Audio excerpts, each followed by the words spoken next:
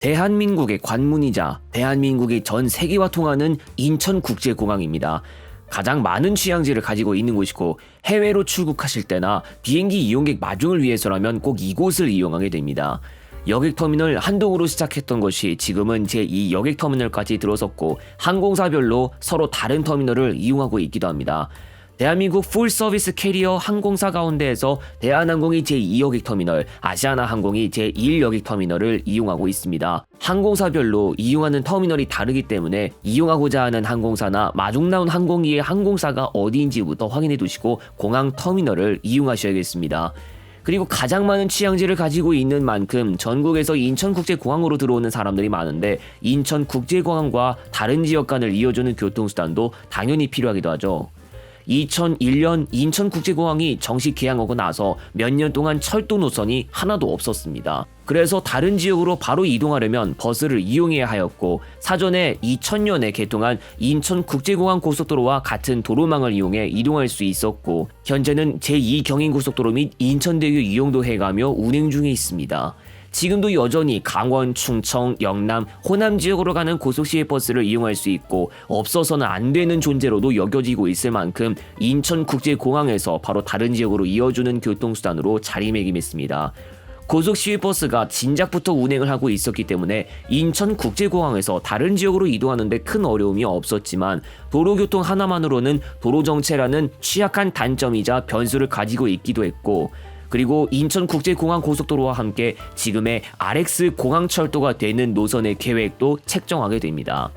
2007년 최초로 개통한 RX 공항철도는 초창기엔 김포공항역이 시종점이었다. 3년 뒤 연장되어 현재와 같이 서울역에서부터 홍대 입구, 김포공항, 계양, 청라국제도시 등을 거쳐 인천국제공항까지 일반 열차와 직통열차가 운행, 이후 여객터미널 건물이 두 등으로 나뉘어져 있는 것에 맞춰서 정차역도 인천공항 2터미널역이 추가됐습니다. 공항철도를 이용하면 검암역이나 계양역을 비롯한 인천광역시 각 지역으로 이동하거나 서울까지 이동할 수도 있습니다. 특히 서울역의 경우 공항철도의 직통열차를 이용해서도 갈 수 있어 일반 열차처럼 모든 역에 정차하는 번거로움 없이 한 번만에 이동하는 것도 가능한 것처럼 공항철도는 인천국제공항에서부터 서울까지 빠른 이동을 도모하기 위한 목적을 가지고 있었습니다. 서울에서 인천국제공항으로 가는 공항리무진 노선들은 지금도 많이 운행하고 있으나 빠른 속도로 수송하는 것은 공항철도에 비해 부족한 면이 있었습니다. 그러나 공항철도는 서울이 아닌 지역으로 이어주는 역할은 해주지 못하기 때문에 경우에 따라 서울역이나 용산역에서 KTX로 바꿔 타야 하는 번거로운 점을 가지고 있었습니다. 이에 한국철도공사는 다른 지역에서도 쉽게 인천국제공항까지 이동할 수 있는 차량편을 2014년에 마련합니다.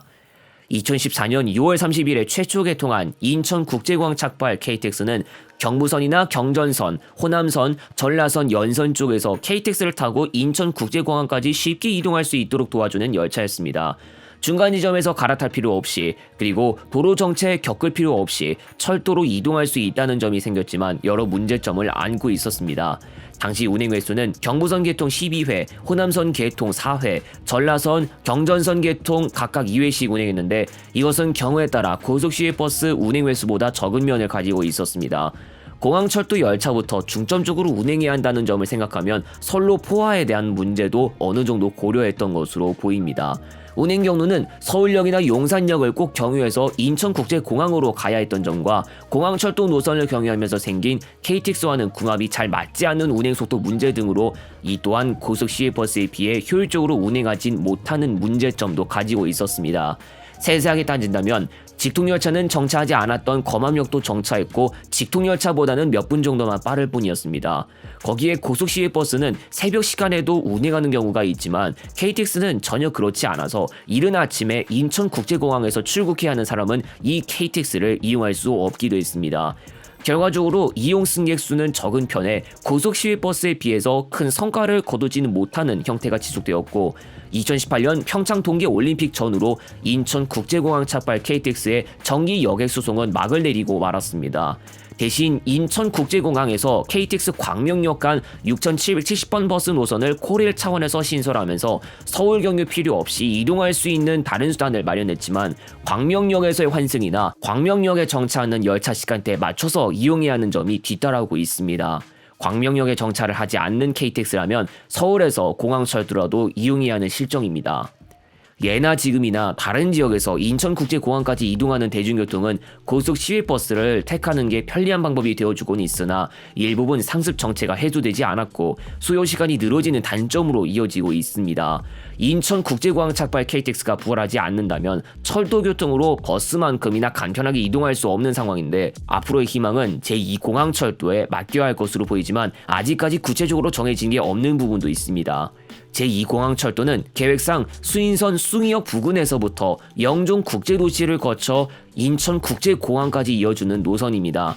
마침 인천 송도역발 KTX가 예정돼 있고 수인선을 이용할 것이기 때문에 송도역발 KTX의 연장 형태로 제2공항철도를 경유해 인천국제공항까지 운행할 수도 있으나 제2공항철도는 전에 있었던 제4차 국가철도망 구축계획에서 추가 검토 사업도 아닌 단 하나도 언급된 바 없는 계획상 노선이라는 점이 있습니다.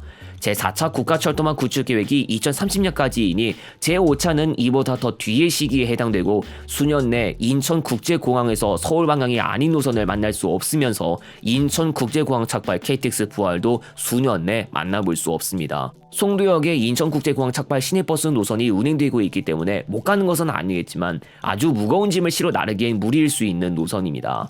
무거운 짐을 가득 들고 가며 해외여행을 가기 위해 인천국제공항까지 이동하는 데에 짐칸도 충분히 마련되어 있으면서 바로 연결해주는 대중교통편이 괜히 필요하다고 할 법한 게 아닙니다. 철도와는 관계없는 이야기이지만 고속시외버스도 안심할 수 없는 요소가 있습니다.